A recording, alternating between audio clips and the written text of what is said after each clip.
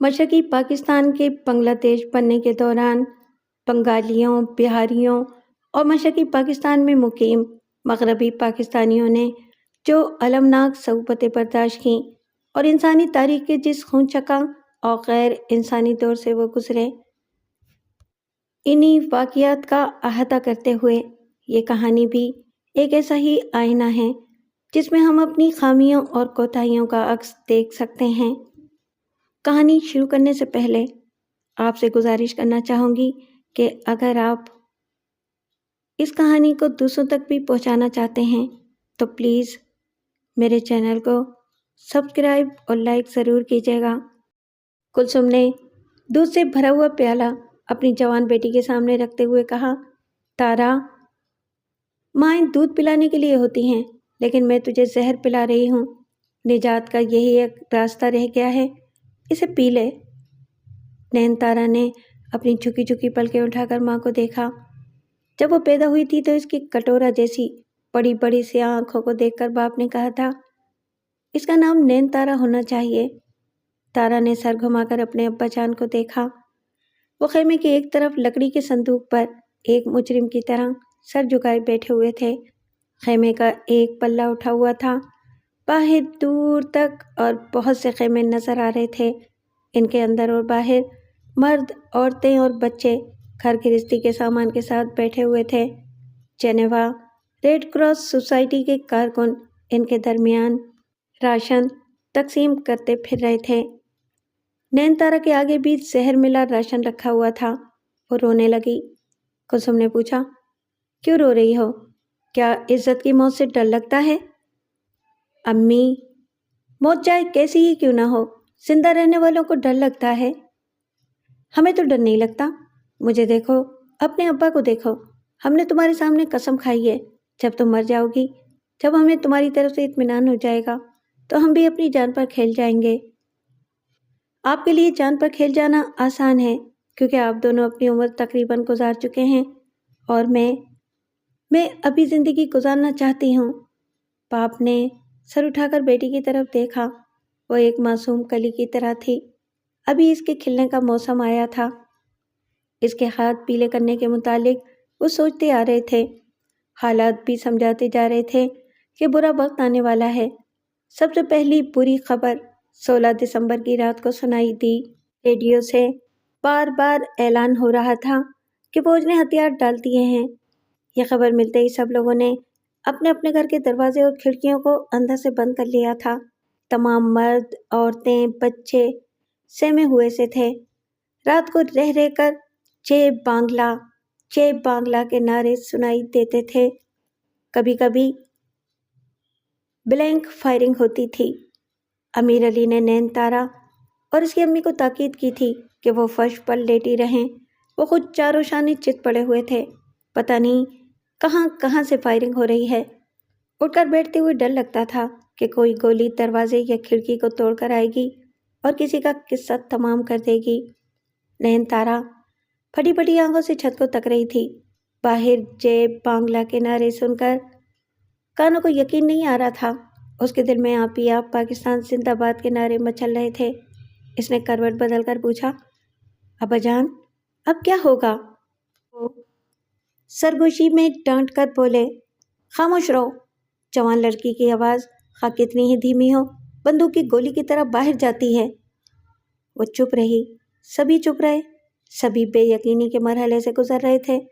ان کا یقین محکم کہہ رہا تھا، یہ بھیانک رات گزر جائے گی، پھر وہ ہمیشہ کی طرح کل بھی پاکستان کی صبح دیکھ سکیں گے۔ اس رات کسی کے سونے کا سوال ہی پیدا نہیں ہوتا تھا۔ ان کی آنکھیں یوں کھلی رہیں جیسے وہ پلک جھپکنا بھول گئے ہوں۔ آدھی رات کے بعد فائرنگ میں کچھ کمی ہوئی۔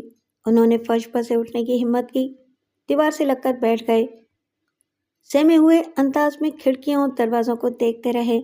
کبھی کبھی سڑک پر سے بھاری بھرکم گاڑیوں کی آواز سنائی دیتی تھی، پھر سناٹا چھا جاتا تھا۔ اس طویل سناٹے کے بعد اچانک ہی فائرنگ کی آواز سنائی دیتی تو وہ خوف سے لرز جاتے تھے۔ صبح ہوتے ہی لاؤڈ اسپیکر کے ذریعے اعلان ہونے لگا، خانس پور کے بہاریوں کو وارننگ دی جاتی ہے کہ جب تک ان کے گھروں کی تلاشی نہ لے لی جائے उस वक्त तक वो बाहर ना निकले। जिनके पास रिवॉल्वर, पिस्तौल, राइफल या दूसरे हथियार हैं, वो थाने में लाकर जमा कर दें। जो चालाकी दिखाएगा उसे गोली मार दी जाएगी। सब अपने अपने घरों में बंद रहे। अमीर अली ने आंगन में आकर पड़ोसी को आवाज़ दी, मूसा भाई, कहाँ हो? मेरी आवाज़ सुन रहे हो? दूसरी तरफ से मूसा भाई ने कहा, हाँ सुन रहा हूँ, मगर कुछ सुना नहीं सकता। समझ में नहीं आता कि हमारा अंजाम क्या होगा। अपने अंजाम से ज़्यादा अपनी जवान बेटियों की फिक्र करनी चाहिए। पड़ोसन ने कहा, भाई साहब, लड़कियों का सोच सोच कर जान आधी हो रही है, या आपके भाई झूठी तसल्लियाँ दे रहे हैं? कहते हैं कि कुछ नहीं होगा। कैसे कुछ नहीं होगा? हमारे घरों की तलाशी लेने वाले दोस्त नहीं हो सकते, और जो दुश्मन होते हैं वो जानो माल के ही नहीं, इज्जत के भी दुश्मन होते हैं। मूसा भाई ने कहा, सुनो अमीर भाई, तलाशियां लेने वाले बैक वक्त तमाम घरों की तलाशियां नहीं ले सकेंगे। हम यहाँ हज़ारों की तादाद में हैं। वो लोग जिन घरों में आएंगे, इन घरों की लड़कियां पीछे गंदी गलियों में चली जाएंगी। वहाँ से वो दूसरे घरों में जाकर छुप जाएंगी। इसके सिवा और कोई रास्ता नहीं है। वो तलाशी लेने वालों का इंतज़ार करने लगे। सुबह से दोपहर हो गई, कोई नहीं आया। घरों के अंदर और बाहर सन्नाटा छाया रहा। सड़क पर कभी कभी गाड़ियों के गुजरने की आवाज़ आती और कभी लाउड स्पीकर के जरिए धमकियां दी जाती थीं। पता चला कि न्यू कॉलोनी की दुकानों को लूटा जा रहा है। जिनकी दुकानें थीं वो बेचारे घर से निकल भी नहीं सकते थे। शाम को चंद घरों की तलाशी ली गई। रात को फिर वही तारीकी और पुरखोल सन्नाटा छाया रहा। औरतें और बच्चे अपने अपने कमरों में सेमे हुए बैठे रहे। मर्दों ने एहतियाती तदाबीर पर अमल करना शुरू कर दिया था। वो आंगन की कच्ची ज़मीनों को खोदकर वहाँ चाकू, दूसरे हथियार, नकद रकम और जेवरात वगैरह छुपा रहे थे, ताकि किसी और वक्त इन्हें काम में ला सकें।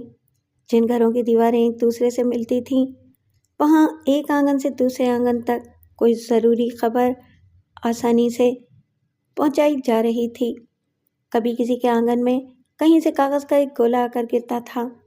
इस तरह एक घर वाला दूसरे घर वाले को तहरीर के ज़रिए इतला फराहम करता था कि फलां घर की तलाशी ली जा रही है। पुलिस वालों के साथ मुक्ति बहानी के गुंडे भी हैं और इनके पास ख़तरनाक किस्म के हथियार हैं। 4 दिन तक घर घर की तलाशी ली गई। सबने इन मुक्ति बहानी के ख़तरनाक जवानों को देखा।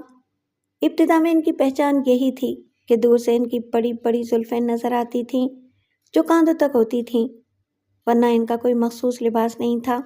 वो पतलून और शर्ट पहनते थे या फिर हिंदुस्तानी फ़ौज की उतरन वर्दी में मलबूस रहते थे। इनके पास रूसी साख्त की बंदूकें थीं जो एक वक्त में 28 कारतूस का एक राउंड फायर करती थीं। पहले उन्होंने बड़ी नरमी से तलाशी ली। पूछते रहे कि उन्होंने अपना माल कहाँ छुपा कर रखा है। वो रेडियो, टीवी और दूसरे कीमती सामान को उठाकर ले जाते थे, लेकिन इन्हें हैरानी होती थी कि किसी भी बिहारी के घर से 50 रुपये या 100 रुपये से ज़्यादा नहीं मिलते थे। किसी के यहाँ जेवर भी नज़र नहीं आए। ये यकीन कर लेने वाली बात नहीं थी कि वो कंगाल हैं। बंगालियों के मुकाबले में बिहारी ज़्यादा दौलतमंद समझे जाते थे और लूटने वालों को दौलत नहीं मिल रही थी। आखिर उन्होंने झुंझुलाकर कहा, ये मावड़े बहुत बदमाश हैं, इनका दाना पानी बंद कर दो। दूसरे दिन से दाना पानी बंद तो नहीं किया गया, लेकिन महंगाई बढ़ गई। सुबह के वक्त आटा 3 रुपये सेर था, वही आटा शाम को 10 रुपये सेर हो गया।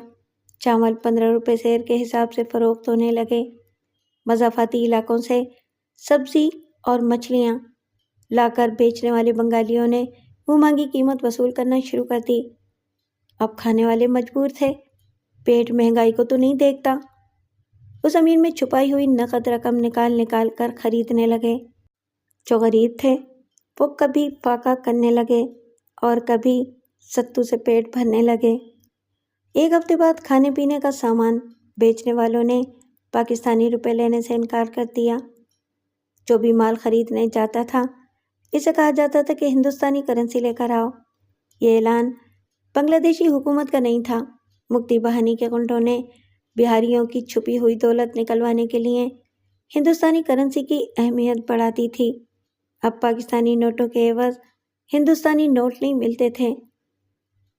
ہندوستانی کرنسی کو حاصل کرنے کے لیے انہیں اپنے گھر کا سامان اور زیور بیچنے پڑتے تھے۔ اس طرح مٹی میں چھپے ہوئے زیورات بھی نکلنے لگے۔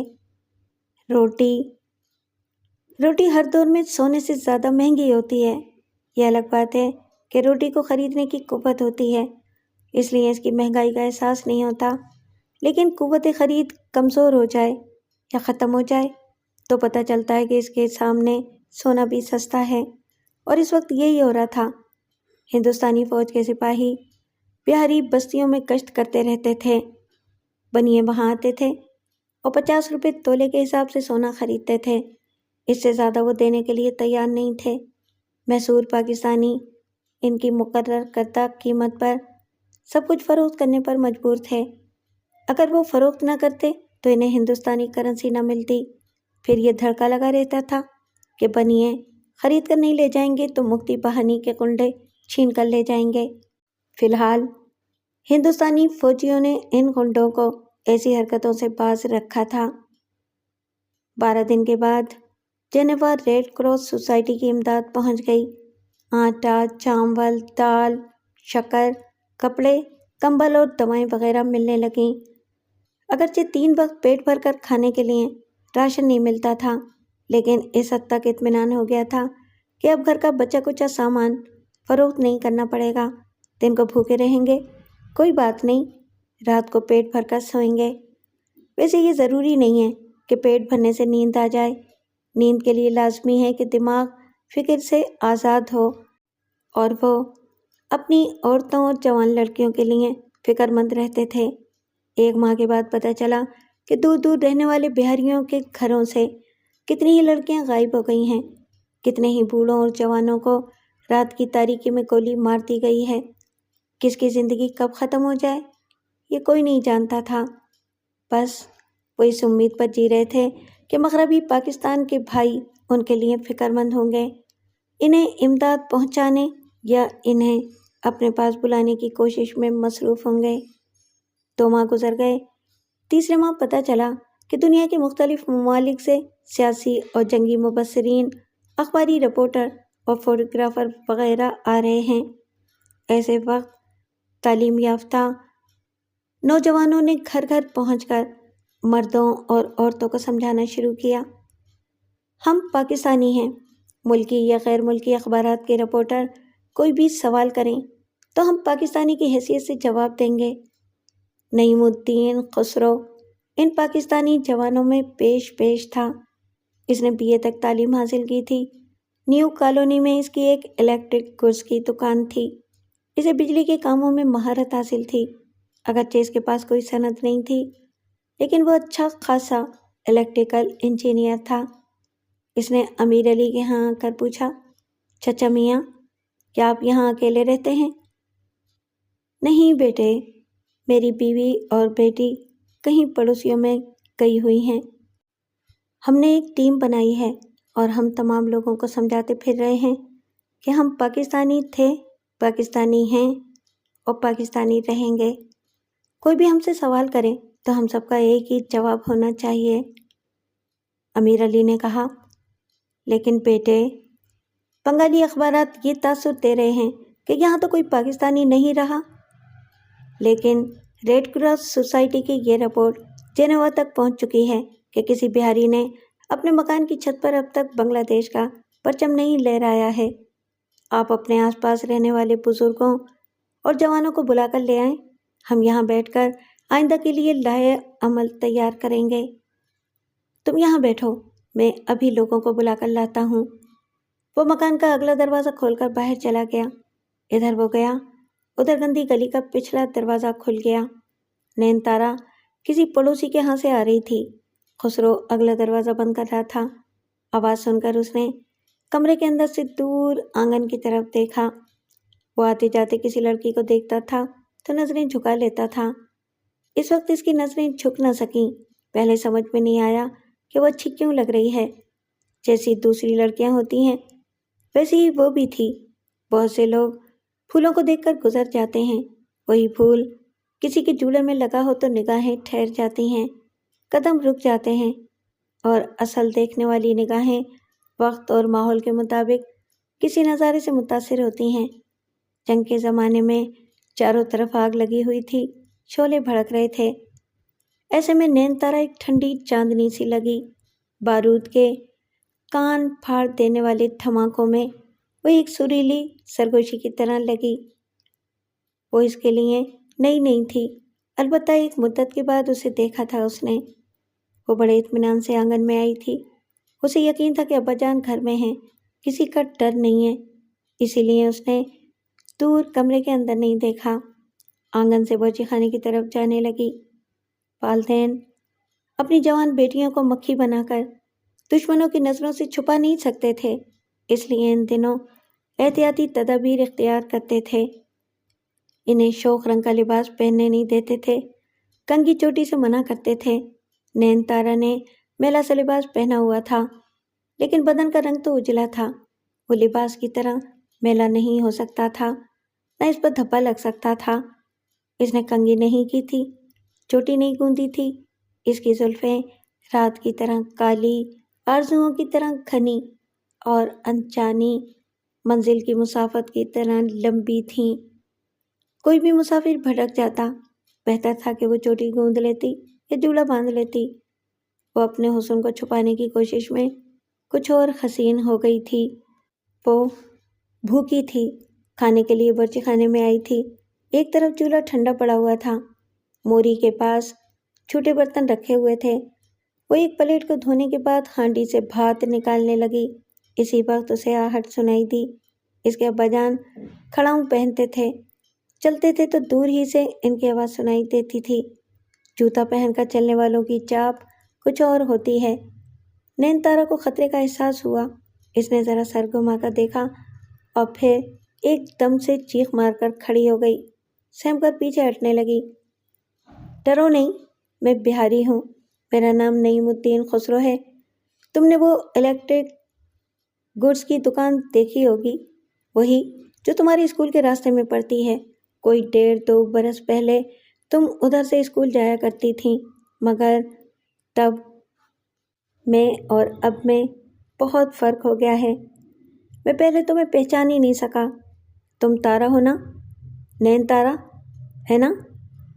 وہ سہمے ہوئے انداز میں اوپر سے نیچے سر ہلاتے ہوئے بولی۔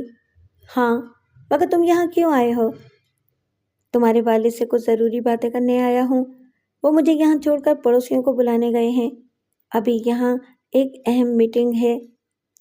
وہ چپ چاپ اس کا منہ تک رہی تھی۔ اس نے کہا، تارا، میں ایک بات کہتا ہوں، تمہیں برا لگے گا، مگر میں ضرور کہوں گا۔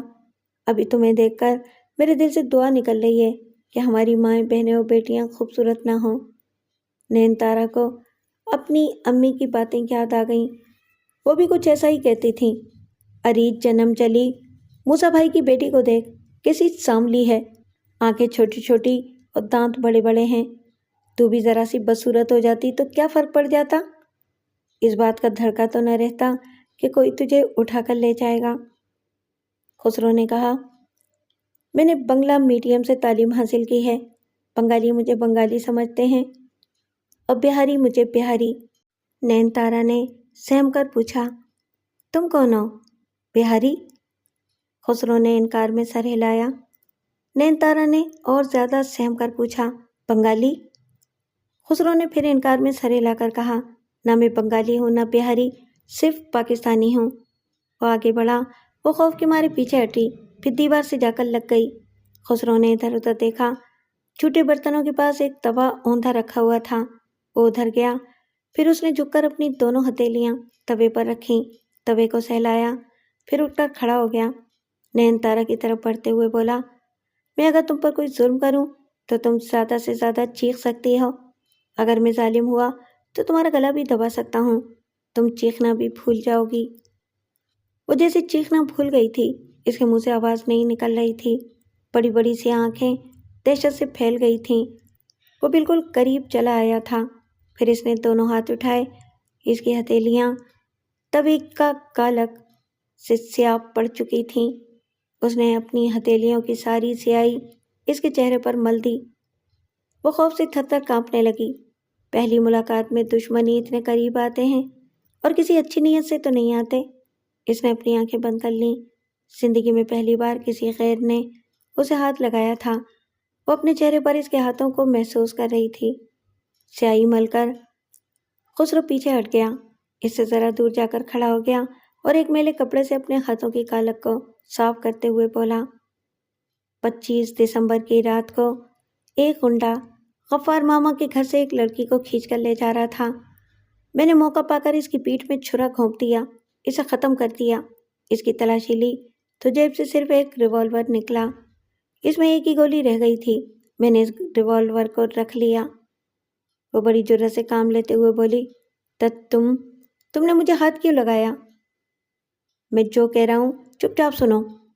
میرے لیے بڑی مشکل ہے، میں کھل کر دشمنوں سے مقابلہ نہیں کر سکتا۔ وہ لوگ مجھے بنگالی سمجھتے ہیں، میں انہیں خوش فہمی میں مبتلا رکھنا چاہتا ہوں۔ ابھی ایک ہفتے پہلے کی بات ہے، وہ ایک بہاری لڑکی کو اٹھا کر لے جا رہے تھے۔ رات کا وقت تھا، وہ تعداد میں 4 تھے۔ میری سمجھ میں نہیں آ رہا تھا کہ میں کس طرح اس لڑکی کی عزت بچا سکتا ہوں۔ میرے پاس ریوالور تھا، لیکن اس میں صرف ایک ہی گولی تھی۔ جانتی ہو میں نے کیا کیا؟ وہ اسے سوالیہ نظروں سے دیکھ رہی تھی۔ اس نے کہا، میں نے اس گولی کو ضائع نہیں کیا۔ جب میں نے دیکھا کہ کسی طرح اس لڑکی کی عزت محفوظ نہیں رہ سکتی ہے تو میں نے لڑکی کو گولی مار دی۔ وہ دم ساتھ کر رہ گئی، اسے بے یقینی سے دیکھنے لگی۔ خسرو نے اس کے کالک زدہ چہرے کو دیکھتے ہوئے کہا، آج میں نے تمہاری صورت بگاڑی ہے، کبھی حالات بگڑیں گے تو تمہیں بھی گولی مار دوں گا۔ وہ دیوار سے لگی ہوئی ایک طرف چلتی ہوئی دروازے تک آئی، پھر فوراً ہی پلٹ کر بھاگتی ہوئی اپنے کمرے میں آ گئی۔ اسی وقت اس نے دوسرے کمرے کا دروازہ کھلنے کی آواز سنی۔ اس کے ساتھ ہی اسے ابا جان کی آواز سنائی دی۔ وہ کہہ رہے تھے، بھائی تمہیں انتظار کرنا پڑا، وہ ادھر ہمارے ایک پڑوسی ہیں نا، ان کی طبیعت اچانک ہی خراب ہو گئی۔ ایسی حالت میں انہیں چھوڑ کر آنا مناسب نہیں تھا۔ سسٹر نے انجیکشن لگایا ہے، بیچارے دمے کے مریض ہیں، اب ذرا آرام ہے۔ یہ دیکھو میں ان جان پہچان والوں کو پکڑ لایا ہوں، سارے ہی میرے ہم عمر ہیں۔ جوانوں کا تو کچھ پتہ نہیں ہے، کچھ تمہاری طرح اپنے فرائض ادا کر رہے ہیں اور کچھ ایسے بے حس و بے پرواہ ہیں کہ کسی گندی گلی میں بیٹھ کر تاش کھیل رہے ہیں۔ نین تارا اپنے کمرے میں ایک دیوار سے لگی کھڑی تھی اور دھڑکتے ہوئے دل پر ہاتھ رکھے ابا جان کی آواز سن رہی تھی، مگر سمجھ نہیں پا رہی تھی۔ دوسرے کمرے سے اس کی آواز آ رہی تھی۔ وہ کہہ رہا تھا، غیر ملکی صحافیوں اور دانشوروں کے سامنے اپنے نظریات اور مطالبات پیش کرنے کے 3 راستے ہیں۔ ایک تو ہم بیان دیں گے، دوسرے تحریر کے ذریعے اپنی آواز دور تک پہنچائیں گے، اور تیسرے یہاں آنے والوں کے سامنے عملی ثبوت پیش کریں گے کہ ہم نے بنگلہ دیش کو تسلیم نہیں کیا ہے۔ وہ سن رہی تھی۔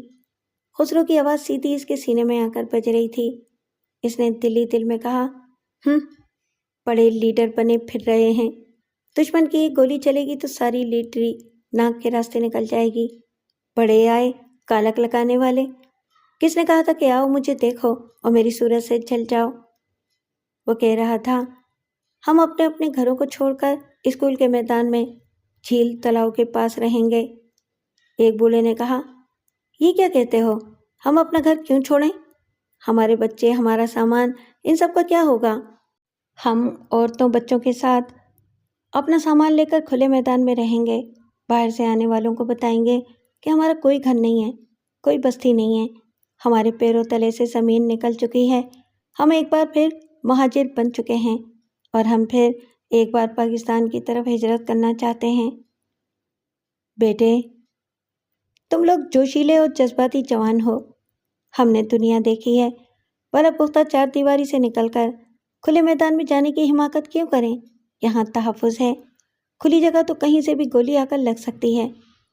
بے شک آپ بزرگ ہیں، جہاں دیتا ہیں، دشمن سے محفوظ رہنے کے لیے یقیناً پختہ 4 دیواری کی ہی ضرورت پیش آتی ہے، لیکن ہم الگ الگ 4 دیواریوں میں رہتے ہیں، اگرچہ ایک ہی بستی میں ہیں، لیکن ہمارے مکانات ایک دوسرے سے دور دور ہیں۔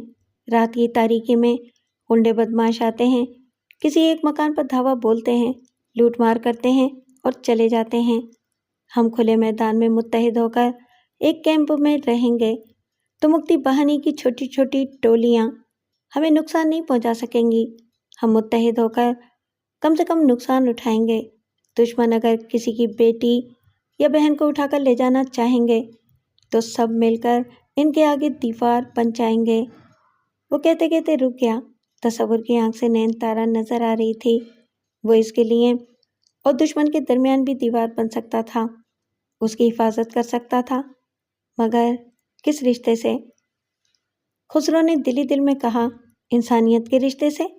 میں دوسری لڑکیوں کے لیے بھی فکر مند رہتا ہوں اور نین تارا کے لیے بھی یہی سوچ رہا ہوں۔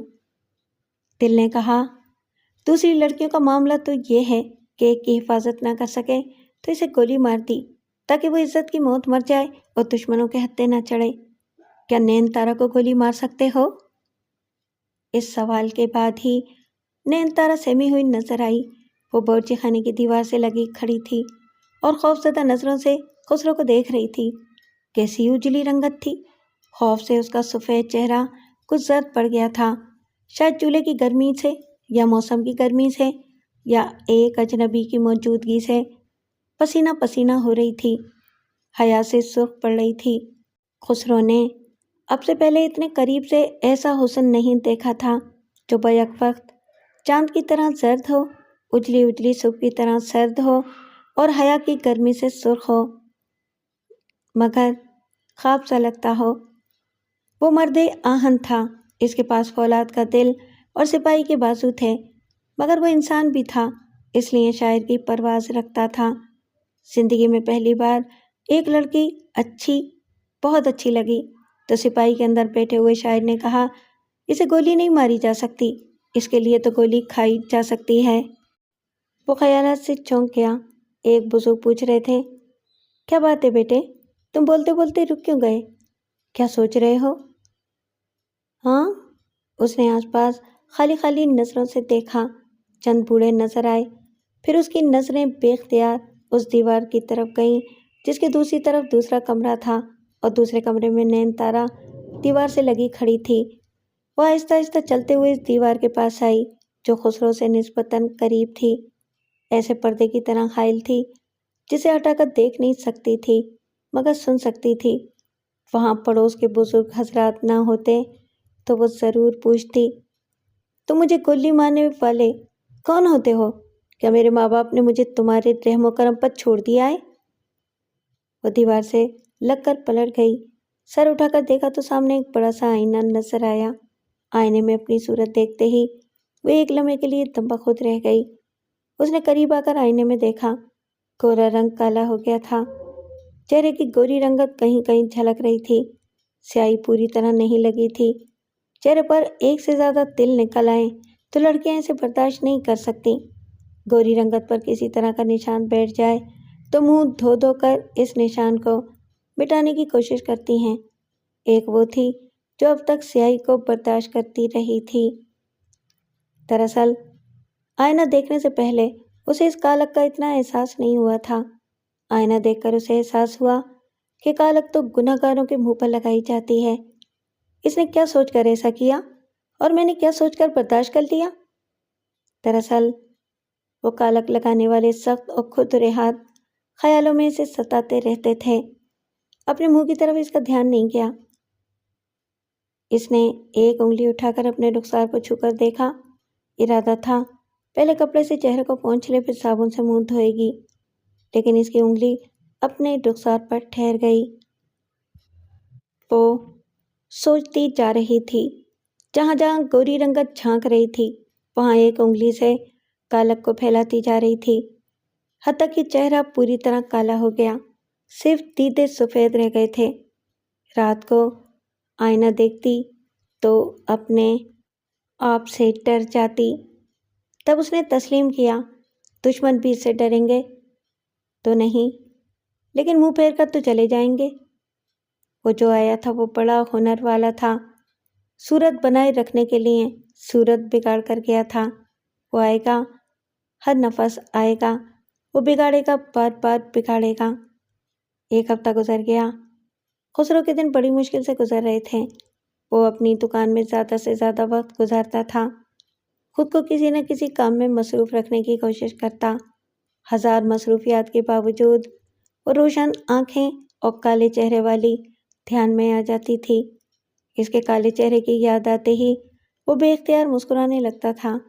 اس نے کئی بار سوچا کہ کسی بہانے امیر علی کے مکان کی طرف جائے، شاید وہ نظر آ جائے، شاید یہ بات کچھ آگے بڑھے، لیکن وہ بار بار بہاریوں کے گھروں میں جا کر کوئی خطرہ مول لینا نہیں چاہتا تھا۔ اسے بنگالیوں کا اعتماد حاصل تھا۔ دکان کے پیچھے اپنا 2 کمروں کا ایک مکان تھا جہاں وہ تنہا رہتا تھا۔ بنگالی دوستوں کی محفل جمتی تھی۔ اس کے دور کے رشتہ دار سید پور میں تھے، جن سے دور کی صاحب سلامت تھی۔ بچپن میں پہلے اس کی والدہ کا اور پھر والد کا انتقال ہو گیا۔ 15 برس کی عمر تک اس نے رشتہ داروں کے رحم و کرم پر زندگی گزاری۔ ایک ایک 2 وقت فاقے کر کے اپنی تعلیم جاری رکھی۔ جب وہ 8ویں جماعت میں تھا تو اس کی چچی نے اس پر چوری کا الزام لگایا۔ وہ وہاں سے بھاگ کر کھلنا آ گیا۔ کھلنا میں اس نے ایک بجلی کے مستری کے ہاں ملازمت شروع کی۔ اس سے کام بھی سیکھتا رہا اور روزی بھی حاصل کرتا رہا۔ تعلیم بھی جاری رکھی۔ اس کی مسلسل محنت اور مستقل مزاجی نے اور تعلیمی صلاحیتوں نے آج اسے اس مقام پر پہنچایا تھا۔ آج وہ کسی کا محتاج نہیں تھا۔ اپنی دکان تھی، اچھا کماتا تھا، اچھا کھاتا اور پہنتا تھا۔ چونکہ اردو بولنے والا کوئی رشتہ دار اس کے ہاں نہیں آتا تھا، اس کے دوستوں میں بنگالیوں کی تعداد زیادہ تھی۔ اس کے پاس بنگالی میڈیم سے تعلیم حاصل کرنے کا سرٹیفکیٹ موجود تھا، اس لیے سب اسے بنگالی سمجھتے تھے۔ ایسی صورت میں وہ ہر وقت بہاریوں سے رابطہ قائم نہیں کر سکتا تھا۔ کبھی کبھی اس بہانے سے ان کے گھروں میں چلا جاتا کہ شاید وہ کوئی سامان سستا بیچ رہے ہوں تو ان سے خرید کر لے آئے گا۔ اکثر بہاری اس کی دکان میں سامان خریدنے یا بیچنے کے بہانے آتے تھے۔ وہ انہیں بتاتا رہتا تھا کہ مکتی بہانی کے کنڈے کہاں ہیں اور کیا کرتے پھر رہے ہیں، کس طرح بیرونی ممالک سے لوگ یہاں آنے والے ہیں اور اس سلسلے میں انہیں کیا کرنا چاہیے۔ بہاریوں کے لیڈر چاند محمد نے اس سے التجا کی تھی کہ وہ کسی نہ کسی بہانے ان کی بستی میں آئے اور ان کے بڑے بوڑھوں کو سمجھائے، ورنہ کوئی اپنا گھر بار چھوڑ کر کیمپ میں رہنے کے لیے نہیں جائے گا۔ یہی سمجھانے کے لیے وہ ایک گھر سے دوسرے گھر گیا، پھر امیر علی کے گھر پہنچ کر اپنے گھر کا بھی نہ رہا۔ اپنے گھر میں بھی وہی وہ نظر آتی تھی۔ عجیب بات تھی، 2 برس پہلے جب وہ دکان کے سامنے سے اسکول جایا کرتی تھی تو اس میں کوئی خاص بات نہیں تھی، بس ایک عام سی اسکول میں پڑھنے والی لڑکی تھی۔ پھر جانے کیا ہوا کہ اس نے اسکول چھوڑ دیا۔ شاید اس نے میٹرک پاس کر لیا تھا، تبھی وہ 2 سال سے نظر نہیں آئی تھی، اور اب اچانک نظر آئی تو بالکل بدل چکی تھی۔ اتنی بدل چکی تھی کہ اسے بھی بدل رہی تھی۔ 15 دن بعد بہت سے بہاری اپنے اپنے گھروں کو چھوڑ کر اپنا تمام سامان سمیٹ کر اسکول کے سامنے والے میدان میں جمع ہو گئے تھے۔ ایسے لوگ جو خود مکان مالک تھے یا زیادہ دولت مند تھے، وہ اپنی دولت و جائیداد کو چھوڑ کر کیمپ میں رہنا نہیں چاہتے تھے۔ امیر علی زیادہ دولت مند تو نہیں تھے، لیکن خوشحال تھے۔ ان کے 2 بیٹے کراچی گئے ہوئے تھے۔ بڑا بیٹا اچھا خاصا کاروبار کر رہا تھا، اسی نے چھوٹے بھائی کو بلا لیا تھا۔ پروگرام یہ تھا کہ 1 سال بعد وہ ماں باپ اور چھوٹی بہن نین تارا کو بھی بلا لیں گے۔ اب ادھر ان کی کچھ مجبوریاں ہوں گی، ادھر یہ مجبور ہو گئے تھے۔ وہاں 2 بیٹے بدستور پاکستانی تھے، یہاں بوڑھے ماں باپ اور بہن پھر سے پاکستانی کی حیثیت سے اپنی شناخت کرانے کے لیے کیمپ میں جا رہے تھے۔ خسرو نے ان کا تمام سامان کیمپ میں پہنچا دیا تھا۔ ریڈ کراس سوسائٹی کی طرف سے خیمے لگائے جا رہے تھے۔ ایک خیمہ امیر علی کے حصے میں بھی آیا، اور یہ سب خسرو کی کوششوں سے ہو رہا تھا۔ کلثوم اور امیر علی اسے دعائیں دے رہے تھے۔ نین تارا اسے آتے جاتے دیکھ کر خوش ہو جاتی تھی۔ جی میں آتا تھا کہ ذرا کنگھی کرے، ذرا صاف ستھرا لباس پہن لے۔ कुछ नहीं तो आंखों में काजल ही लगा ले, यही तो बनने संवरने, देखने और दिखाने की उम्र थी। लेकिन इसकी जिंदगी में अजब देखने वाला आया था जो इसे काली कलूटी ही देखना चाहता था। एक हफ्ते के अंदर हजारों खेमे नस्ब हो गए थे। इसके बावजूद बहुत से खानदान खेमों के बगैर खुले आसमान तले अपने सामान के साथ रह रहे थे। इन्हें रेड क्रॉस सोसाइटी की तरफ से यकीन दिलाया गया था कि खेमे मुहैया किए जाएंगे या फिर बांस की छत डाल दी जाएगी। एक रात कुसुम ने अमीर अली से कहा, सुनते हैं जी, ये रोज किसी न किसी खेमे में शादी होती रहती है। ये अपनी लड़कियों को सुहागन बनाते जा रहे हैं। हाँ, शादी हो रही है, मगर क्या वक्त आया है। न गाना, न बजाना, न ढोलक की थाप, कुछ भी नहीं। बल्कि ढोलक की थाप भी अब बुरी लगती है। चुपचाप लड़कियों का निकाह पढ़ाकर लड़कों के हवाले किया जा रहा है। कुछ भी हो, लड़कियों का बोझ तो सर से उतर रहा है। बोझ उतरने से क्या होता है? क्या सुहागन बन जाने से लड़कियों की इज्जत महफूज रह सकती है? बात जरा समझने की है। लड़कियां अगर माँ बाप के हाथ रहे और उठा ली जाए या किसी तरह बदनाम हो जाए तो सारी बदनामी माँ बाप के हिस्से में आती है। अगर ब्याह दी जाए तो इसका जिम्मेदार इसका शौहर हो जाता है, वही इसकी हिफाजत करता है। और अगर हिफाजत करने में नाकाम रहे तो अपनी बीवी को किसी तरह का इल्ज़ाम नहीं दे सकता। ठीक कहती हो, अमीर अली ने गहरी सांस लेकर कहा। माँ बाप के घर में लड़की पर इल्ज़ाम नहीं आना चाहिए। इल्ज़ाम आने से पहले इसे उठा देना चाहिए। ये लड़का खुसरो बहुत अच्छा है। आपका क्या ख्याल है? हाँ, अच्छा है, लेकिन मूसा भाई अपने लड़के के लिए कह रहे थे, इसे लानत भेजिए। काम का ना काज का, दुश्मन अनाज का, मैं तो अपनी बेटी कभी ना दूं। लेकिन खुसरो की ज़ात बिरादरी का कुछ पता नहीं है, सभी इसे बंगाली कहते हैं। कहने से क्या होता है, मैं जानती हूँ। इसने मुझे बताया कि वो बिहारी है। इससे पूछो, क्या वो हमारे साथ पाकिस्तान चलेगा? नयनतारा अपनी चारपाई पर चादर ओढ़े आंखें बंद किए यूं पड़ी हुई थी जैसे सचमुच सो रही हो, लेकिन इसके कान खुसरो का जिक्र सुन रहे थे। दूसरे दिन खुसरो ने कुसुम के सामने सर झुकाकर कहा, आप मेरी माँ के बराबर हैं। आपसे झूठ नहीं बोलूँगा, आपको धोखा नहीं दूंगा। मैं शादी के बाद यहीं रहूँगा। क्यों क्यों नहीं जाओगे? तुम्हें यहाँ क्या मिलेगा? माँ जी, मुझे यहाँ सब कुछ मिला है। मैं यहाँ की तहसीब में रच बस गया हूँ। मेरा कारोबार बहुत अच्छी तरह चल रहा है। यहाँ के लोग मेरी इज्जत करते हैं। मैं पैदाइशी तौर पर पाकिस्तानी हूँ। हज़ारों लाखों पाकिस्तानी गैर मुल्कों में रोज़ी कमाते हैं, वहाँ रहते हैं, लेकिन पाकिस्तान से मोहब्बत करते हैं। मैं भी यहाँ रहकर पाकिस्तान से मोहब्बत करता रहूँगा। रात के वक्त अमीर अली ने कहा, मैं पहले ही कहता था कि लड़का अच्छा है मगर ज़िद्दी है, यहीं रहेगा। हमारी बेटी भी यहीं रह जाएगी। हम फिर तकसीम हो जाएंगे, बेटे उधर बेटी इधर। समझ में नहीं आता हम क्या करें। जवान बेटों से राब्ता ख़त्म हो गया है, कोई माकूल मशवरा देने वाला नहीं है। भाई, मशवरा क्या लेना है? सीधी सी बात है, इस कैंप में लड़कों की कमी नहीं है। माशाल्लाह हमारी लड़की लाखों में एक है। कोई भी शादी के लिए राज़ी हो जाएगा और हमारे साथ पाकिस्तान चलेगा। यहाँ कैंप में कोई अच्छा खाने कमाने वाला लड़का नहीं है। यहाँ कोई ना कमाता हो, लेकिन पाकिस्तान पहुँचने के बाद वो मुलाजमत या कारोबार कर सकता है। पहले लड़के का घर, कारोबार और आमदनी देखी जाती है, और ये सब कुछ खुसरो के पास है। तुम तो खुसरो के पीछे पड़ गई हो। क्या बेटी को यहाँ छोड़कर जाना चाहती हो? नयनतारा अपने बिस्तर पर आंखें बंद किए सुन रही थी और मायूस हो रही थी। खुसरो से यही इख्तिलाफ था कि वो यहाँ रहना चाहता था और वो नहीं रहना चाहती थी। इस तरह दरिया के दो किनारे बनकर वो मिल नहीं सकते थे। अमीर अली ने फैसला कर लिया, नयनतारा की शादी मूसा भाई के बेटे से होगी। दूसरे दिन शुभ निकाह का वक्त मुकर्रर किया गया। माँ बाप ने बेटी की रजामंदी नहीं पूछी। इनके यहाँ बेटियों से पूछने का दस्तूर नहीं था।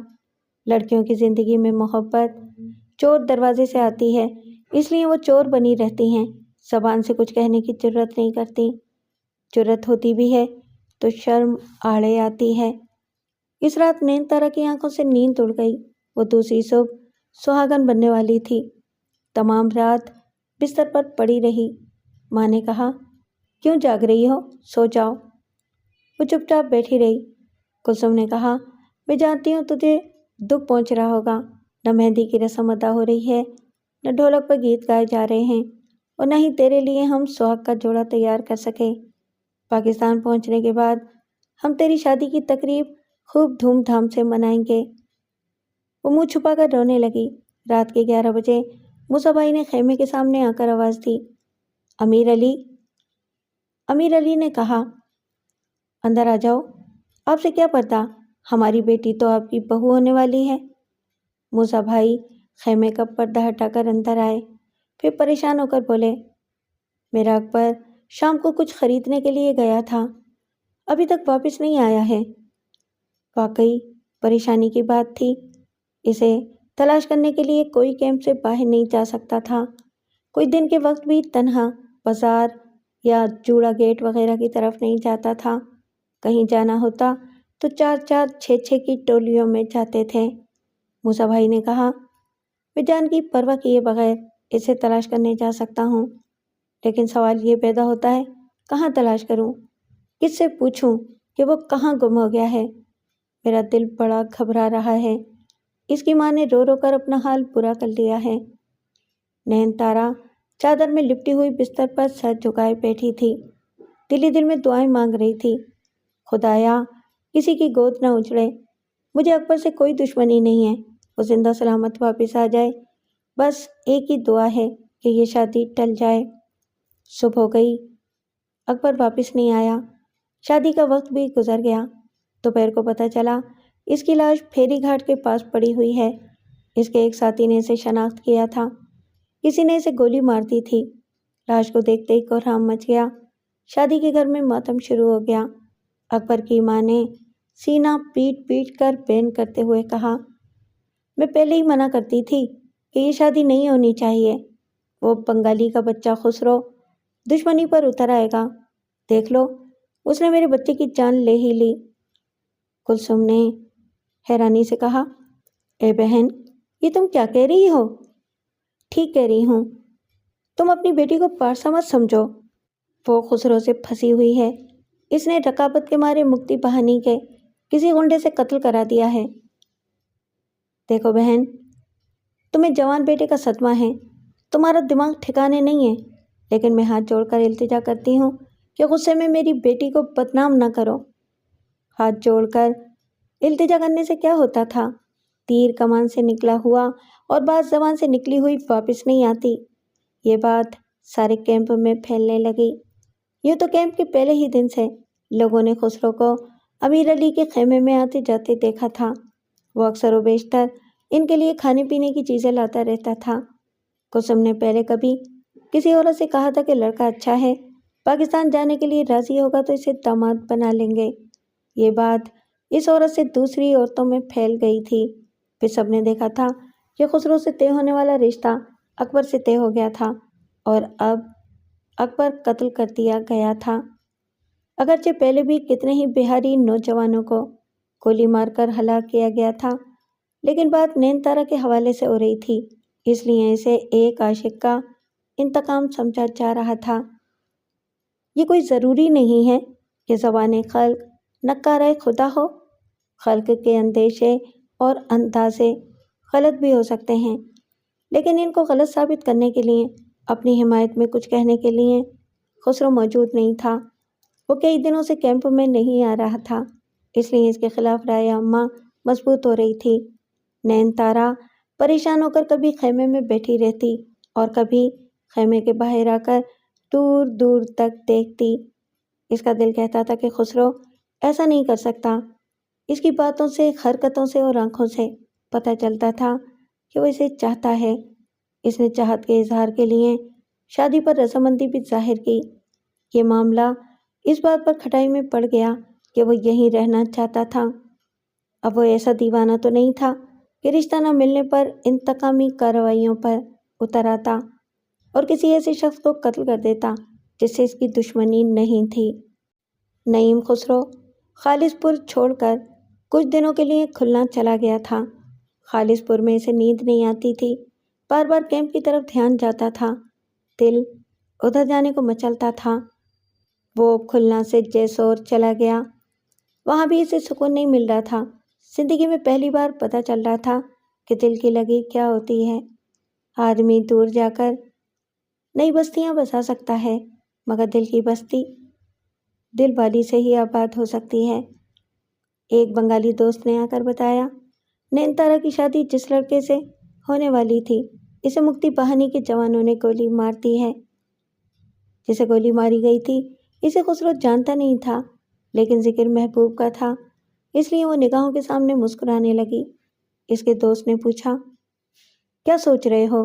واپس چلو، وہ تمہارے نصیب میں لکھی گئی ہے۔ میں ان سے دور رہنا چاہتا ہوں، میں نہیں چاہتا کہ میری وجہ سے ان کا خاندان 2 ملکوں میں تقسیم ہو جائے۔ ایسا تو ہوتا ہی ہے، کیا دوسرے لوگ شادی کرنے کے بعد اپنی بیویوں کو دوسرے ملک نہیں لے جاتے؟ وہاں اپنے ساتھ رکھ کر ملازمت نہیں کرتے ہیں؟ کیا لڑکیاں ماں باپ سے ہزاروں میل کے فاصلے پر نہیں رہتی ہیں؟ ایسا ہوتا ہے، لیکن بنگلہ دیش اور پاکستان کے درمیان نفرت کی خلیج ہے۔ یہ خلیج کب پٹے گی، کب آنے جانے کی سہولتیں ہوں گی، یہ ہم میں سے کوئی نہیں جانتا۔ اگر وہ میری شریک حیات بن کر ادھر رہے گی تو اس کا دل ادھر لگا رہے گا، اور میں چاہتا ہوں کہ میری بیوی کا دل صرف اور صرف میری طرف لگا رہے۔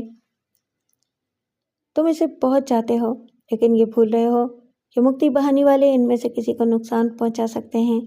ہو سکتا ہے تمہاری نین تارا کو بھی نقصان پہنچائے۔ تمہیں وہاں رہنا چاہیے۔ تو اس کے سمجھانے پر وہ خالص پور واپس آیا۔ جب وہ جوٹ مل ہاؤسنگ سوسائٹی کے قریب پہنچا تو اس کے محلے کے ایک بنگالی نے اسے دیکھتے ہی کہا، خسرو میاں تمہیں کو تھائے تھے کہ؟ خسرو میاں تم کہاں تھے؟ مکتی بہانی کے جوانوں نے تمہاری دکان لوٹ لی ہے، تمہارے گھر پر قبضہ جما لیا ہے۔ خسرو یہ سن کر حیران رہ گیا، ایسا اب تلک نہیں ہوا تھا، کسی مکتی بہانی نے کسی بنگالی کو نقصان نہیں پہنچایا تھا۔ خسرو نے اپنے محلے کے اس بزرگ کا ہاتھ تھام کر کہا، دادو مجھے یقین نہیں آ رہا ہے۔ ہمیں بھی یقین نہیں آ رہا تھا، مگر خالص پور میں دور دور تک یہ خبر پھیل گئی ہے کہ تم بنگالی نہیں بہاری ہو۔ اس نے چونک کر پوچھا، یہ خبر کس نے اڑائی ہے؟ تمہارے 2 رشتہ دار سید پور سے تمہیں تلاش کرتے ہوئے آئے ہیں، وہ مکتی بہانی والوں کے ہتھے چڑھ گئے، ان کے ذریعے انہیں پتہ چلا کہ تمہارا تعلق سید پور کے ایک بہاری خاندان سے ہے۔ یہ سنتے ہی اس نے اپنی دکان کی طرف دوڑ لگائی۔ راستے میں اور بھی شناسا ملے، محلے کی 2-4 عورتوں نے اسے دیکھا تو کسی نے اپنے دروازے بند کر لیے، کسی نے دوری سے آواز دی، خسرو میاں ایک ہی سنتے چھی، تمہیں کے بہاری؟ خسرو میاں یہ ہم کیا سن رہے ہیں، کیا تم بہاری ہو؟ اس نے کسی کی باتوں کا جواب نہیں دیا، وہ دکان کے راستے سے اپنے گھر کے اندر جانے لگا تو مکتی بہانی کے 2 جوانوں نے اسے پکڑ لیا۔ جب پتہ چلا کہ وہی نعیم الدین خسرو ہے تو وہ اسے کھینچتے ہوئے مکان کے اندر لے گئے۔ وہاں 4 مکتی بہانی کے جوان تھے۔ باہر آنگن میں اس کے ایک بوڑھے چچا اپنے جوان بیٹے کے ساتھ اکڑوں بیٹھے ہوئے تھے۔ ان کے حلیے سے پتہ چلتا تھا کہ ان کی اچھی خاصی پٹائی کی گئی ہے، کپڑے پھٹے ہوئے تھے، بدن پر کئی جگہ زخم کے نشان تھے، چہرہ سوجا ہوا تھا۔ چچا نے اسے دیکھتے ہی کہا، بیٹا دیکھو ہماری کیا حالت ہو گئی ہے، یہ ہمیں مار ڈالیں گے، خدا کے لیے بچاؤ، یہ تمہاری بات مان لیں گے، تم تو یہاں بنگالی بنے ہوئے ہو۔ خسرو نے غصے سے کہا، چچا جان آپ ذرا اپنے الفاظ پر غور کریں، آپ کی باتیں انہیں گمراہ کر رہی ہیں۔ بنگالی بنے ہوئے کا تو مطلب یہی ہوا کہ میں بنگالی نہیں صرف بہاری ہوں۔ بے شک میں پیدائشی طور پر پہلے بہاری پھر پاکستانی اور اس کے بعد بنگالی ہوں۔ میں نے بنگالی زبان کو، بنگالی تہذیب کو اپنا لیا ہے اور بنگالی سوسائٹی میں دوست بن کر رہتا آ رہا ہوں۔ وہ کچھ اور بھی کہنا چاہتا تھا، اس سے پہلے ہی مکتی بہانی کے ایک جوان نے رائفل کا ایک کندہ اس کے منہ پر مارا۔ وہ لڑ کھڑا کر پیچھے گیا اور پھر زمین پر گر پڑا۔ اس نے کہا، بس ہم یہی معلوم کرنا چاہتے تھے کہ تم پیدائشی طور پر بہاری ہو۔ تم نے خود اپنی زبان سے اقرار کیا ہے۔ خسرو کے دانت جیسے ہل رہے تھے، ایسی سخت ضرب لگائی گئی تھی کہ منہ سے خون بہنے لگا تھا۔ اس نے پھر بھی ہکلاتے ہوئے کہا، بہاری ہونا کوئی جرم تو نہیں ہے، لیکن بنگالی بننا دوستی کی، محبت کی علامت ہے۔ وہ سب فوجی جوتے پہنے ہوئے تھے۔ ایک نے جوتے کی نوک اس کے سینے پر مارتے ہوئے کہا، تم ہمیں بھوکا بناتے رہے ہو؟ تم بنگالیوں کے دوست نہیں بلکہ بہاریوں کے لیے جاسوس بن کر آئے ہو۔ یہی تو ہم سمجھ نہیں پائے تھے کہ آخر ہم لوگوں کا پروگرام بہاریوں کو کیسے معلوم ہو جاتا ہے، کیسے ان لوگوں نے ایک ایک کر کے اپنے گھر چھوڑ دیے ہیں اور کیمپ میں جا کر پاکستانی جھنڈا لہرا دیا ہے۔ اب غیر ملکی مبصرین یہاں آئیں گے تو وہ یہی تاثر دیں گے کہ بنگلہ دیش کی زمین پر آج بھی پاکستان سے محبت کرنے والے اور اس کا پرچم لہرانے والے موجود ہیں۔ پھر اسے کچھ کہنے کی مہلت ہی نہیں ملی، ہر طرف سے لاتیں اور جوتے پڑنے لگے۔ کوئی گھوسے مار رہا تھا، کوئی بندوق کے کندے سے اسے ضربیں لگا رہا تھا۔ اگر اسے مہلت ملتی تب بھی لوگ اس کا یقین نہیں کرتے، کیونکہ اس کے دو بہاری رشتہ دار ٹھوس ثبوت کے طور پر یہاں پہنچے تھے۔ پھر بھی اس نے خاموشی سے مار کھاتے رہنا گوارا نہیں کیا، مارنے والوں کے حملوں کو بھی روکتا رہا، کبھی جوابی حملہ کرتے ہوئے کہتا رہا، میں کسی سے ڈرنے والا نہیں ہوں، میں یہیں پیدا ہوا، یہیں میں نے بنگالی زبان سیکھی، بنگالی تہذیب کو اپنایا، تم جیسے گنڈوں سے ڈر کر زندگی نہیں گزار سکتا۔ وہ جواب دیتا جا رہا تھا اور سوال کے طور پر وہ حملے کرتے جا رہے تھے۔ نتیجہ یہ ہوا کہ وہ تھک ہار کر گر پڑا۔ وہ اکیلا تھا، اس کے مقابلے میں 6 مسلح دشمن تھے۔ وہ مار کھاتے کھاتے بے سدھ ہو گیا تھا، دماغ کام کرنے سے انکار کرنے لگا، اس پر بے ہوشی طاری ہونے لگی۔ اسی وقت ایک شخص نے آ کر کہا، خسرو میاں سچ مچ بنگالی ہے، لیکن آج کل کسی بہاری لڑکی کی محبت میں گرفتار ہے۔ اس لڑکی کی وجہ سے وہ بہاریوں کی حمایت کر رہا ہے اور ان کو یہاں کی خبریں پہنچاتا رہتا ہے۔ ایک گنڈے نے پوچھا، کون ہے وہ لڑکی؟ دوسرے نے پوچھا، کہاں رہتی ہے؟ تیسرے نے پوچھا، کیا نام ہے اس کا؟ آنے والے شخص نے جواب دیا، نین تارا۔ نین تارا کا نام سنتے ہی خسرو کے اعصاب سست پڑ گئے، اس کا دماغ تاریکیوں میں ڈوبتا چلا گیا، وہ بے ہوش ہونے لگا۔ پتہ نہیں وہ بے ہوشی کتنی دیر کی ہوتی۔ اچانک وہ ہڑبڑا کر آنکھیں کھول کر دیکھنے لگا، دشمن بالٹی میں پانی بھر کر اس کے منہ پر مار رہے تھے۔ جب اس نے آنکھیں کھولی تو ایک نے پوچھا، کیا نین تارا بنگالی جانتی ہے؟ اس نے سر جھکا کر سوچنا شروع کیا۔ اسے کیا معلوم تھا کہ نین تارا کیا جانتی ہے اور کیا نہیں جانتی؟ وہ صرف اتنا جانتا تھا کہ وہ اپنی نین تارا کو چاہتا ہے، دل کی زبان سے اور دل کی آنکھ سے، اور دل کسی کی بھاشا، کسی کا مذہب، کسی کا عقیدہ اور کسی کے نظریات نہیں دیکھتا۔ وہ تکلیف کی شدت سے کرہا رہا تھا، گہری گہری سانسیں لیتے ہوئے بولا، مجھے نہیں معلوم، میں نہیں جانتا کہ وہ بنگالی زبان جانتی ہے یا نہیں۔ ایک نے کہا، تم اردو ضرور جانتے ہوگے، اسے خط لکھو کہ یہاں تمہارے پاس آ جائے، تم اس سے شادی کرو گے۔ محبت فریب سے پاک ہوتی ہے، میں جھوٹ بول کر اسے نہیں بلاؤں گا۔ ایک مکتی باہنی کے جوان نے آگے بڑھ کر اس کے بالوں کو مٹھی میں جکڑ کر سر کو جھٹکے دیتے ہوئے کہا، ہم جھوٹ نہیں بول رہے ہیں، وہ یہاں آئے گی تو تمہاری شادی اس سے کرا دی جائے گی۔ میں خوب سمجھتا ہوں وہ تم لوگوں کی خبیث کا نشانہ بن جائے گی۔ اس کے منہ پر ایک زبردست ٹھوکر پڑی، وہ پھر زمین پر چاروں شانے چت ہو گیا، تکلیف سے کراہتا رہا، درد سے تڑپتا رہا۔ پھر ایک نے کہا، ایک بہاری لڑکی کے لیے اتنی محبت، اتنی ہمدردی ہے کہ مار کھا رہے ہو اسے بلانا نہیں چاہتے ہو؟ دوسرے نے پوچھا، کیا تم نہیں جانتے کہ اب سے پہلے بنگالی عورتوں پر کتنے مظالم ڈھائے گئے ہیں؟ اگر تم بہاری لڑکی کو ہمارے پاس پہنچا دو گے تو ہم تسلیم کر لیں گے کہ تم بنگالی ہو اور بنگالی عورتوں کا انتقام لے رہے ہو۔ وہ تکلیف سے کراہتے ہوئے بولا، نہیں، محبت انتقام لینا نہیں جانتی، وہ نفرت نہیں، امن چاہتی ہے۔ یہ کہتے کہتے وہ بے ہوش ہو گیا۔ بے ہوشی کے آخری مرحلے پر اسے نینتارا کی صورت نظر آ رہی تھی۔ اس کی بڑی بڑی سیاہ آنکھیں مسکرا رہی تھیں، اسے اپنی طرف بلا رہی تھیں، اور وہ بے ہوشی یا خواب کے سے عالم میں اس کے پاس پہنچ رہا تھا۔ یوں لگتا تھا جیسے وہ بالکل اپنے سامنے ہو۔ دوپہر کے 2 بجے وہ اپنے ابا جان کے ساتھ ہفتے کا راشن لینے کے لیے جنیوا ریڈ کراس سوسائٹی کے دفتر میں گئی۔ وہ دفتر اسکول کے ایک کمرے میں تھا۔ اس اسکول میں بنگالی، بہاری، مکتی بہانی اور ہندوستانی فوجی سبھی آتے جاتے رہتے تھے۔ امیر علی اپنی بیٹی کو ادھر لے جانا نہیں چاہتے تھے، لیکن ان دنوں بیمار تھے۔ حالات نے انہیں توڑ کر رکھ دیا تھا۔ راشن اٹھا کر لانا ان کے بڑھاپے کے بس میں نہیں تھا، اس لیے وہ جوان بیٹی کو ساتھ لے گئے۔ یوں تو کیمپ کی اور بھی جوان عورتیں راشن اور دوائیاں لینے کے لیے وہاں جایا کرتی تھیں، لیکن کچھ اجنبیوں نے نینتارا کے کانوں میں یہ زہر پھونکنا شروع کیا کہ خسرو اسے یاد کر رہا ہے، اس کے لیے تڑپ رہا ہے۔ وہ جانتا ہے کہ کیمپ میں یہ شادی نہیں ہو سکے گی، اس لیے اپنے پاس بلا رہا ہے۔ نینتارا نے جانے سے انکار کر دیا، حالانکہ دل ادھر کھنچا جا رہا تھا، مگر وہ مشرقی تہذیب کی پروردہ تھی، اپنے ماں باپ کی عزت داؤ پر لگا کر اپنی قسمت کا فیصلہ نہیں کر سکتی تھی۔ مکتی بہانی کے ایک جوان نے رائفل کو اپنی شانے سے لٹکایا۔ اچانک ہی نینتارا کی کلائی پکڑ لی، وہ چیخنے لگی، بچاؤ، مجھے بچاؤ۔ دشمن نے اسے اپنی طرف کھینچتے ہوئے ایک ذرا جھک کر اپنے کاندھے پر لاد لیا۔ اس کے 2 ساتھی اس کے آگے چلنے لگے۔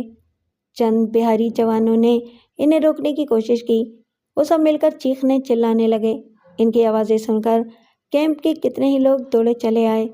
اچھا خاصا جھگڑا شروع ہو گیا، عورتیں بھی زور زور سے چیخ رہی تھیں، فریاد کر رہی تھیں۔ اسی وقت سامنے والی سڑک پر گاڑی اسٹارٹ ہونے کی آواز سنائی دی۔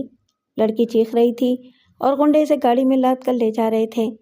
پھر فائرنگ شروع ہو گئی، جو جدھر تھا ادھر منہ اٹھا کر بھاگنے لگا۔ ہندوستانی فوج کے سپاہی آ گئے تھے۔ جب فوجی آتے تھے تو مکتی بہانی کے غنڈے چپ چاپ چلے جاتے تھے۔ 10 منٹ کے اندر ہی ہنگامہ سر پڑ گیا۔ امیر علی زمین پر اوندھے منہ پڑے ہوئے کرا رہے تھے۔ ایک غنڈے نے ان کے منہ پر زبردست گھوسا رسید کیا تھا۔ وہ چکرا کر گر پڑے تھے، اپنی بیٹی کو بچانے کے لیے گئے تھے، مگر بیٹی تک پہنچ نہیں سکے تھے۔ ان کا سر زمین پر جھکا ہوا تھا، آنسو بھرے چہرے سے مٹی چپک رہی تھی۔ وہ سوچ رہے تھے، میں کیسے منہ اٹھاؤں، دنیا والوں کو کیسے منہ دکھاؤں؟ اب کیمپ والے آئیں گے، مجھ سے زبانی ہمدردی کریں گے، لیکن آپس میں یہی خسر پسر کریں گے کہ وہ درندے جوان لڑکی کی پوجا کرنے نہیں لے گئے ہیں۔ یقیناً اس کی عزت کی دھجیاں اڑا رہے ہوں گے۔ وہ زمین پر پڑے ہوئے تھے، شرم سے اور زمین میں گڑنے لگے۔ عورتوں مردوں کی آوازیں سنائی دے رہی تھیں، ارے لے گئے، وہ بدماش رشیدہ کو اٹھا کر لے گئے۔ کسی عورت نے کہا، اللہ کرے ان کی ماؤں بہنوں کو بھی کوئی اٹھا کر لے جائے، کوئی ان کے بھی جوان بیٹوں کو اذیتیں دے دے کر گولیاں مارے۔ ہائے، ہمیں کوئی پوچھنے والا نہیں ہے، کوئی ہماری مدد کرنے والا نہیں، کوئی ہماری فریاد سننے والا نہیں ہے۔ ہندوستانی فوجی ان فریاد کرنے والی عورتوں اور مردوں کو چپ کرا رہے تھے اور یقین دلا رہے تھے کہ وہ اغوا کی جانے والی لڑکی کو واپس لے آئیں گے۔ امیر علی زمین پر سے اٹھ سکتے تھے، تکلیف کم ہو گئی تھی، لیکن اٹھنے کو جی نہیں چاہ رہا تھا۔ جی یہی چاہتا تھا کہ وہیں پڑے پڑے موت آ جائے۔ اسی وقت ان کے ہاتھ پر ایک نرم ملائم سا ہاتھ آیا، پھر بیٹی کی آواز سنائی دی، ابا جان۔ وہ ایک دم سے چونک گئے، سر اٹھا کر دیکھا تو نینتارا ان کے پاس بیٹھی ہوئی تھی۔ وہ فوراً ہی اٹھ کر بیٹھ گئے، حیرانی سے ادھر ادھر دیکھا، لوگ آ جا رہے تھے۔ ان کے آس پاس چند عورتیں اور کچھ بوڑھے کھڑے ہوئے تھے۔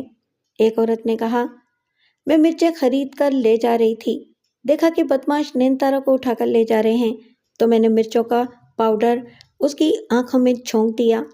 ایک بوڑھے نے کہا، تم نے نینتارا کو تو بچا لیا، مگر دوسرے غنڈے رشیدہ کو اٹھا کر لے گئے ہیں، اس ہنگامے سے انہوں نے فائدہ اٹھا لیا ہے۔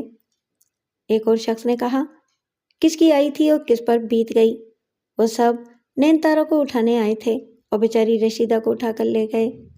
ایک اور شخص نے کہا، یہ مصیبتیں صرف اس لڑکی کی وجہ سے نازل ہو رہی ہیں، ورنہ گنڈے بدماشوں کی اتنی ہمت نہیں تھی کہ وہ اس کیمپ میں آ کر بدماشی کرتے۔ یہ باتیں تمام کیمپ میں پھیلنے لگیں۔ کوئی کہہ رہا تھا خسرو نے نین تارا کو اٹھوانے کے لیے مکتی بہانی کے لوگوں کو بھیجا تھا۔ کہیں سے آواز آتی تھی، جب تک یہ لڑکی کیمپ میں رہے گی دوسری لڑکیوں کی عزت محفوظ نہیں رہے گی۔ بدماش تو آخر بدماش ہوتے ہیں، ایک کو نہ لے جا سکے تو دوسری کو لے جاتے رہیں گے۔ بات پڑتی رہی۔ کیمپ میں ایک پنچایت کمیٹی بنائی گئی۔ اس پنچایت نے فیصلہ سنایا کہ نعیم خسرو سے بات کی جائے، اسے بلایا جائے اور سمجھوتے کی کوئی راہ نکالی جائے۔ یا تو خسرو نین تارا کو حاصل کرنے کی ضد سے باز آ جائے یا پھر نین تارا کو اس سے بہا کر کیمپ سے رخصت کر دیا جائے۔ ریڈ کراس سوسائٹی کے فادر بینجامن نے وعدہ کیا کہ وہ اس سلسلے میں خسرو سے رابطہ قائم کرے گا اور اسے سمجھوتے پر آمادہ کرے گا۔ کلثوم نے ناگواری سے کہا، میں اپنی بیٹی کبھی اس گنڈے کو نہیں دوں گی۔ جب وہ شادی سے پہلے میری بیٹی کو اٹھوا رہا ہے تو شادی کے بعد کیا کرے گا؟ سب جانتے تھے کہ بہاری عورتوں کے ساتھ کیا سلوک کیا جاتا ہے۔ انہیں کلکتہ شہر کے بازار حسن سوناگاچی میں پہنچا دیا جاتا تھا۔ جو بہاری کیمپوں میں بنگالی زبان روانی سے بولنا جانتے تھے وہ بنگالی بن کر ایک شہر سے دوسرے شہر آتے جاتے تھے، مختلف کیمپوں کے بہاریوں سے رابطہ قائم کرتے تھے، کولکتے تک سفر کرتے تھے اور آنکھوں دیکھا حال قسمیں کھا کر بیان کرتے تھے کہ انہوں نے ہندوستان کے کتنے ہی بازاروں میں بہاری لڑکیوں کو دیکھا ہے۔ یہ سن کر جوان لڑکیوں کے والدین کانپ کانپ جاتے تھے۔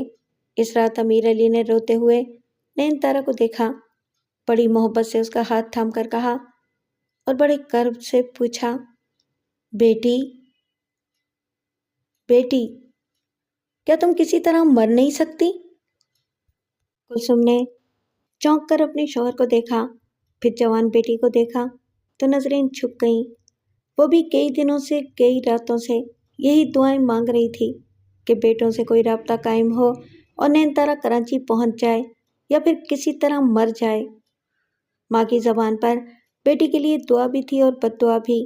وہ روتے ہوئے بولی، ہائے، ہم نے سوچا بھی نہیں تھا کہ یہ وقت آئے گا۔ تیری ڈولی اٹھانے کی آرزو گئی، تیری میتی اٹھانے کی بات سمجھ میں آتی ہے۔ یہ وقت آنے سے پہلے ہم مر کیوں نہ گئے؟ مرے بھی کیسے؟ جب تک تو ٹھکانے نہیں لگے گی ہمیں مر کے بھی چین نہیں آئے گا۔ نین تارا یوں ندامت سے سر جھکائے ہوئے تھی جسے واقعی اس سے زندہ رہنے کا جرم سرزد ہو گیا ہو۔ خیمے کے باہر بارش ہو رہی تھی۔ اندھیرے کیمپ میں دور دور تک لوگوں کی آوازیں سنائی دے رہی تھیں۔ وہ اپنا اپنا سامان سمیٹ کر خیموں میں لے جا رہے تھے۔ کہیں کہیں لالٹین کی روشنی تھی۔ جن کے پاس خیمے نہیں تھے وہ بانس کی کھپچیوں سے بنائی ہوئی چھت کے نیچے بارش سے محفوظ نہیں رہ سکتے تھے، اس لیے اسکول کے برآمدے میں پناہ لینے جا رہے تھے۔ ایسے وقت دور کہیں سے رات کے سناٹے میں 2 بار فائرنگ کی آواز سنائی دی۔ وہاں سبھی لوگ فائرنگ کی آواز سنتے رہنے کے عادی ہو گئے تھے۔ اب انہیں ڈر نہیں لگتا تھا۔ وہ کان لگا کر سنتے تھے اور سمت کا تعین کر دیتے تھے کہ فلاں سمت سے فائرنگ ہوئی ہے۔ چونکہ دوبارہ فائرنگ کی آواز دور سے آئی تھی اس لیے سب مطمئن تھے۔ خوف اور دہشت، عداوت، نفرت، دکھ اور بیماری کے ماحول میں رہنے والے رفتہ رفتہ خطرے کی گھنٹی سننے کے عادی ہو جاتے ہیں، سمجھ لیتے ہیں کہ جو ہونا ہے وہ تو ہو کر ہی رہے گا، وقت آنے پر بچاؤ کی اپنی سی کوشش کر لی جائے گی۔ آدھی رات کو اچانک شور اٹھا، رسو آ گئی، رسو آ گئی۔ امیر علی اس وقت اونگ رہے تھے، سونا ہی چاہتے تھے کہ چونک کر اٹھ بیٹھے، کان لگا کر آوازوں کو سننے لگے۔ بارش کے شور میں اچھی طرح سنائی نہیں دے رہا تھا۔ کلثوم نے کہا، ذرا باہر نکل کر دیکھیں یہ لوگ کیوں چلا رہے ہیں؟ بڑے میاں نے بستر سے اٹھ کر کھڑاؤں پہنے، سر پر برساتی رکھی، پھر لالٹین کی لو اونچی کر کے باہر آ گئے۔ آس پاس کے خیموں سے بھی لوگ اپنی اپنی لالٹینیں لے کر نکل آئے تھے۔ امیر علی نے پوچھا، کیا ہوا؟ وہاں کیا ہو رہا ہے؟ پتہ نہیں، آؤ دیکھتے ہیں۔ وہ اپنی اپنی برساتی اور چھتریاں سنبھال کر ادھر جانے لگے۔ بڑی دھواں دھار بارش تھی، لالٹین کی روشنی میں دھواں دھواں سی لگ رہی تھی۔ آگے کا راستہ اچھی طرح نظر نہیں آتا تھا۔ وہ مختلف خیموں کے قریب سے گزرتے ہوئے سڑک کے قریب پہنچے۔ وہاں کچھ لوگوں کی بھیڑ لگی تھی۔ ان کے درمیان حیات مستری کی لڑکی رزو کھڑی ہوئی تھی۔ حیات مستری جماعت اسلامی کا ایک سرگرم کارکن تھا، اس لیے 17 دسمبر کی رات کو مکتی بہانی کے جوانوں نے اسے، اس کے جوان بیٹے اور اس کی بیوی کو گولی مار دی۔ پھر رزو کو اٹھا کر لے گئے۔ تب سے وہ لاپتہ تھی۔ کچھ روز تک اس کا چرچا ہوتا رہا، پھر سب نے اسے بھلا دیا، کیونکہ سب کو اپنا اپنا دکھ بھاری تھا۔ سب اپنی اپنی فکر سے آدھے ہو رہے تھے۔ ایک بزرگ نے آگے بڑھ کر لالٹین کو اونچی کرتے ہوئے اسے دیکھا، پھر پوچھا، بیٹی یہ تم ہو؟ اتنے دنوں تک کہاں تھیں؟ کہاں سے آ رہی ہو؟ وہ گمسم کھڑی خلا میں تک رہی تھی، پلکیں جھپکنا بھول گئی تھی۔ بارش کی تیز دھار کے باوجود اس کی پلکیں جھپک نہیں رہی تھیں۔ پھر بڑے میاں نے پوچھا، تم چپ کیوں ہو؟ بولو۔ وہ بولنے لگی۔ اگر نہ بولتی تو اس کے مردہ ہونے کا گمان ہوتا۔ اس کی آواز جیسے اندھے کنویں سے آ رہی تھی۔ وہ کہنے لگی، چوہا ڈانگا کی سرحد پر ہمارا بازار لگا ہے۔ سونا گاچھی کے دلال آتے ہیں اور لڑکیوں کو چھانٹ کر لے جاتے ہیں۔ مجھے بھی وہاں رکھا گیا تھا، مگر کسی نے مجھے پسند نہیں کیا۔ میرے منہ پر 6 چکے داغ ہیں، میں کالی ہوں۔ وہاں دوسری لڑکیوں کے مقابلے میں ہمیشہ بدصورت سمجھی گئی، اسی لیے کسی نے میری قیمت نہیں لگائی۔ کسی نے پوچھا، اتنے دنوں تک تم کہاں تھیں؟ وہ ایک بڑی سی چادر لپیٹے ہوئے کھڑی تھی، گردن سے نیچے اس کا جسم چھپا ہوا تھا۔ بارش کے شور میں اس کی کربناک آواز سنائی دی۔ وہ کہہ رہی تھی، میرا کوئی مول نہیں تھا، اس لیے مجھے کبھی کوئی لے جاتا تھا اور کبھی کوئی۔ میں نہیں جانتی تھی کہ کہاں کہاں گئی، کہاں کہاں مرتی رہی۔ وہ مجھے مارتے تھے، پھر سہلاتے تھے اور پھر تھوک کر چلے جاتے تھے، تھوک کر چلے جاتے تھے، تھوک کر چلے جاتے تھے۔ وہ پلکیں جھپکائے بغیر خلا میں تک رہی تھی اور ایک ہی فکرے کو بڑبڑا رہی تھی۔ بڑبڑانے کے دوران اس نے اپنے جسم پر سے چادر ہٹا دی۔ اچانک ہی بادل زور سے گرجے، بجلی ایک کڑکدار آواز کے ساتھ چمکی اور پھر بجھ گئی۔ اس کی لمحاتی چمک میں اس کا نہ کرتا گناہ چمک اٹھا۔ سب کی گردنیں جھک گئیں۔ بارش کا پانی اس کے چیچک زدہ چہرے پر پھسل رہا تھا، اسے سر سے پاؤں تک بھگو رہا تھا۔ اس نے چادر کو سنبھال کر دوبارہ اپنے جسم کو چھپا لیا، پھر اسی طرح خلا میں تکتے ہوئے پلکیں جھپکائے بغیر آگے بڑھنے لگی۔ لوگ ایک طرف ہٹنے لگے۔ اب اس سے پوچھنے کے لیے کیا رہ گیا تھا؟ اب تو اس کے سر پر ہمدردی سے ہاتھ رکھنا تھا، مگر کون رکھتا؟ کسی نے آگے بڑھ کر نہیں پوچھا، اب تم کیا کرو گی؟ اب تم کہاں جاؤ گی؟ نہ پوچھنے کا مطلب یہ ہرگز نہیں تھا کہ وہ سب بے حس، بے غیرت اور سنگ دل تھے۔ وہ سب یقیناً رزو پر ترس کھا رہے تھے، لیکن ان کی اپنی اپنی مجبوریاں تھیں۔ جن کے خیموں میں جوان لڑکیاں تھیں، وہ رزو کو وہاں لے جانا نہیں چاہتے تھے، اور جن کے ہاں جوان لڑکے تھے، وہ بھی رزو کو اپنے ہاں نہیں رکھ سکتے تھے۔ وہ ایک خیمے کے سامنے جا کر رکی، پھر وہاں سے آگے بڑھ کر دوسرے خیمے کے سامنے پہنچی۔ اس کے پاؤں کیچڑ میں سنے ہوئے تھے، اس کا لباس تربتر تھا۔ وہ ہولے ہولے کھانستے ہوئے تیسرے خیمے کے سامنے گئی، وہاں سے پھر ایک اور خیمے کے سامنے پہنچی۔ امن اور خوشحالی کے دور میں بھی لوگ ایسی لڑکیوں کو اپنے گھروں میں جگہ نہیں دیتے۔ اس وحشت و جنون کے دور میں سب اپنی اپنی بچی کچی عزت کو سمیٹنے کی فکر میں مبتلا تھے۔ ایسے میں کون اسے اپنے ہاں بلاتا؟ ایک خیمے سے آواز آئی، بیٹی بھیگتی رہو گی تو بیمار پڑ جاؤ گی، اسکول کے برآمدے میں چلی جاؤ۔ بادل گرج رہے تھے، بجلیاں چمک رہی تھیں، ان کے چمکنے سے تاریکی دور نہیں ہو سکتی تھی۔ ہمدردی کے ایک بول سے بد نصیبی کا علاج نہیں ہو سکتا تھا۔ ایک اور خیمے سے کسی نے کہا، فادر بینجامن بچھانے کے لیے چٹائی اور اوڑھنے کے لیے کمبل دے دیں گے، آج کی رات وہاں گزار لو، صبح تمہارا کہیں ٹھکانہ بنا دیا جائے گا۔ آج تک یہی دیکھنے میں آیا ہے کہ جن عورتوں کو شریف محلوں میں جگہ نہیں ملتی، انہیں بدنام محلوں میں سر آنکھوں پر بٹھایا جاتا ہے۔ وہ ایسی بد نصیب تھی کہ اسے کسی بازار میں بھی جگہ نہیں ملی تھی۔ یہ کوئی انصاف نہیں ہے، خوشبو نہ ملے تو غلاظت بھی نہ ملے، جزا نہ ملے تو سزا بھی نہ ملے، آنسو ہوں تو آنسو پوچھنے والا نہ ملے۔ آنکھ ویران ہو تو کوئی رلانے والا نہ ملے۔ اے شہر بے خبراں نا پرساں، تم سے یہ بھی نہ ملے وہ بھی نہ ملے تو پھر دنیا میں کیا ملے؟ میں پھر کے تھک گئی۔ چلو پاک سر زمین نہ ملے 2 گز زمین تو ملے۔ وہ بھیگتے بھیگتے چلتے چلتے رک گئی۔ ایک قداور نوجوان نے اس کا راستہ روک لیا تھا۔ یہ اس کے لیے کوئی نئی بات نہیں تھی۔ 6 ماہ کے عرصے میں جانے کتنے لوگ اس کا راستہ روکتے رہے تھے۔ وہ اعتراض کرنا بھول چکی تھی۔ نوجوان نے اپنے دونوں ہاتھ اس کے دونوں شانوں پر رکھے۔